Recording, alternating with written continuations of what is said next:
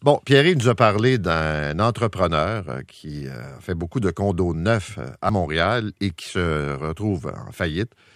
Et là, les propriétaires ont reçu un avis d'hypothèque légale. Donc, des gens qui ont payé, qui ont acheté le condo et qui se retrouvent maintenant dans cette situation. Et je vous l'avais dit tantôt, on va essayer de savoir comment on fait pour se protéger de ça, si c'est possible. Maître Yves Jolicoeur est avocat en droit de la copropriété. Maître Jolicoeur, bonjour.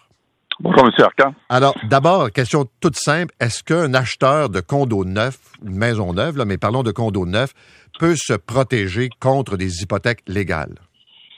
En partie, oui, mais il doit le faire dès le début de la transaction avant de signer un contrat préliminaire. Il doit s'assurer qu'un assureur titre va être disponible pour lui donner une garantie contre les hypothèques légales de construction. C'est un produit qui existe, mais qui n'est pas offert à tous les promoteurs, parce que le promoteur a une très mauvaise réputation. L'assureur titre ne voudra pas prendre un risque associé aux hypothèques légales. OK, donc c'est l'acheteur qui va chercher cette assurance-là. C'est l'acheteur qui doit absolument le chercher, qui doit rendre son contrat préliminaire conditionnel à l'obtention de ce type d'assurance-là, parce qu'une fois qu'il est parti qui a fait ses dépôts, qu'il a acheté, ben là, il devient victime du processus des hypothèques légales de construction. L'autre question, est-ce qu'il y a moyen, quand on va chez le notaire pour faire la transaction, de demander des garanties que tous les comptes ont été payés, que l'entrepreneur ne doit rien à ses fournisseurs? Le notaire va faire cette vérification, mais ça a des limites. Parce que souvent, il y a des débats entre l'entrepreneur général et le sous-traitant. Puis là, lorsque je calme prend, ben là, le sous-traitant, l'électricien va mettre son hypothèque légale. Même le notaire ne peut pas garantir à l'acheteur qu'il n'y aura pas d'hypothèque légale 2-3 mois après avoir acheté.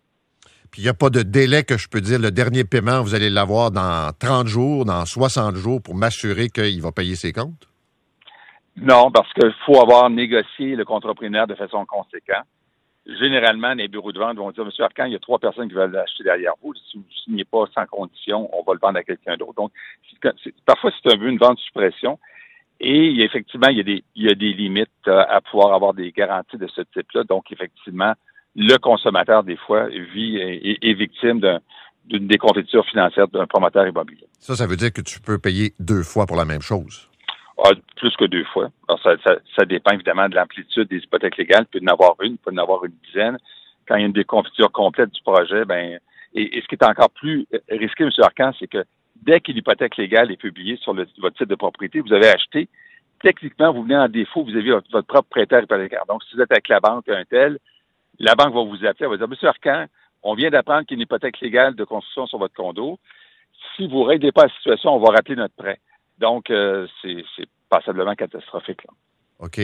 Entre vous et moi, là, est-ce que c'est utile, l'assurance, ou ça donne finalement peu de choses?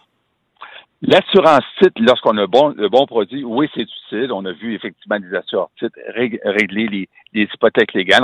On a des cas, heureusement, que les consommateurs avaient demandé l'assurance titre. Et ce qui est un peu dommage, c'est que des fois, dans des projets, les notaires offrent l'assurance titre parce que, effectivement, le promoteur, il est réglo, et ainsi de suite.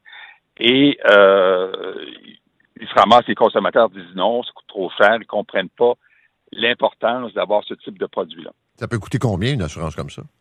C'est pas très cher, on parle de quelques centaines de dollars. OK. Merci beaucoup, Maître Jolicoeur. C'est un plaisir, M. Merci, au revoir, Maître Yves Jolicoeur, qui est avocat en droit de la copropriété.